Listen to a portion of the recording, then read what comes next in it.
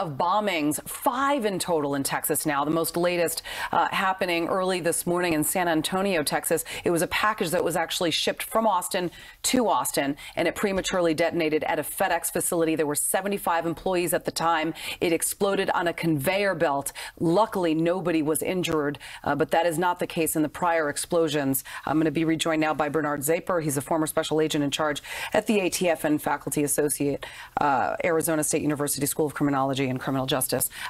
Bernard, let me just ask you quickly. There are 2 dead, 2 injured so far, 5 explosions, and as a result, it seems that the targets now appear random. So now how do investigators try to plan ahead for another possible attack? They're going to let the evidence speak. The evidence that's derived from the devices, the evidence that's coming from the victims and the scenes. They're going to try to make connections as quick as possible. Also, the technology has exponentially increased since we've had a major serial bombing event in the U.S. And hopefully there'll be a lot of information that derives from that, including more of a technological advances in terms of communication, social media, and some of these other things that might derive other information, gives them an opportunity to find people that may have a connection to this. And ultimately, their objective is to find the person's responsible and stop it immediately. I want to ask you quickly before I let you go, we're short on time. There is an explosive detection system which basically uses infrared laser, and it can detect up to 65 miles away, even through glass. And it detects the chemicals that are used in making these explosives. Why aren't these systems put in place at all our mail carriers in this country? Well, I would go to the old technology. Nothing replaces the ability of a canine, a dog, that those dogs can be trained through food reward to recognize over 18 to 20,000 chemical signatures that are actually much more accurate for bomb detection. In terms of the infrared devices, I would say that that's expense and not completely fettered out in terms of their effectiveness versus cost. Right. Okay. All right. Had to ask you that. Bernard Zaper, thank you so much. We appreciate it. Thank you. Joining us now with more, the Attorney General of the state of Texas, Ken Paxton. General Paxton, it's good to have you back on. Thanks for having me. The assumption is that this has to be related. I mean, you have a string of 4 bombings in Austin.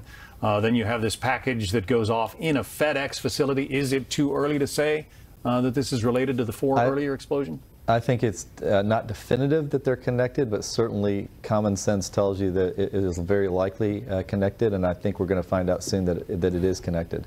Perhaps an attempt to simply spread out the crime scenes, distract officers who, may have been working on a lead that could have led to the bomber? Yeah, absolutely. Although it's still within a very, short, close area, Austin area. Even this was meant for Austin, and so it's very likely, it's very likely the same person doing it. This is going to obviously tax the police department in Austin, in Schertz, other places. What do you say? What is the state doing to give them resources? So it's not just the state. Obviously, we have resources from the state, from our state police. My office is involved. We have a joint task force on terrorism. We also have, obviously, 350 or more federal officials from ATF and FBI there. So this is a massive effort to find out what's going on and try to stop it.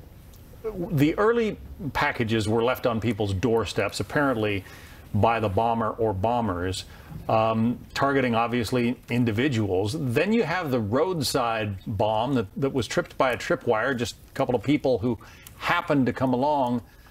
Then you get this package mailed through the FedEx facility or sent through the FedEx facility. It would seem like, the bomber is kind of trying to increase the level of fear that anybody could be a target here. No, I think you're absolutely right. Obviously, as you know, in ongoing investigation, law enforcement can't share everything they know. So there are definitely things that law enforcement knows about what's going on with the bombs and potentially who this is, that they're not going to be able to share at this time. But yes, I do think that this guy, whoever it is trying to increase fear. The good news, I suppose, is that if you put a package in FedEx, you got to pay for it somehow. If you used a credit card, they're going to be tracing that number. They paid cash. Maybe there's a video record of the bomber making the transaction. I cannot say what we have and what we don't have, but just know that there are always clues left, and believe me, they're going to find this guy soon. That's what I was going to give you a chance to do. What do you say to the people of Texas right now? Look, I know this obviously creates fear, but what I would say to the people of Texas is pay attention to your surroundings. Obviously you can't stop doing your life, but you need to pay attention. And obviously, you call 911 if you see anything suspicious. We also have a tip line at 512-472-TIPS.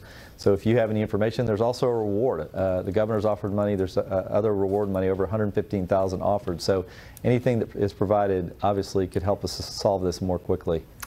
Attorney General Ken Paxton from the state of Texas, we wish you well as you pursue this criminal. Thanks very much. Hey, thank you. Appreciate it. You bet. So as we await the feds to piece this whole investigation together, we're getting new information about a possible sixth package that failed to explode, how investigators are going to use that very crucial piece of evidence to try to nab this suspect. We'll be right back.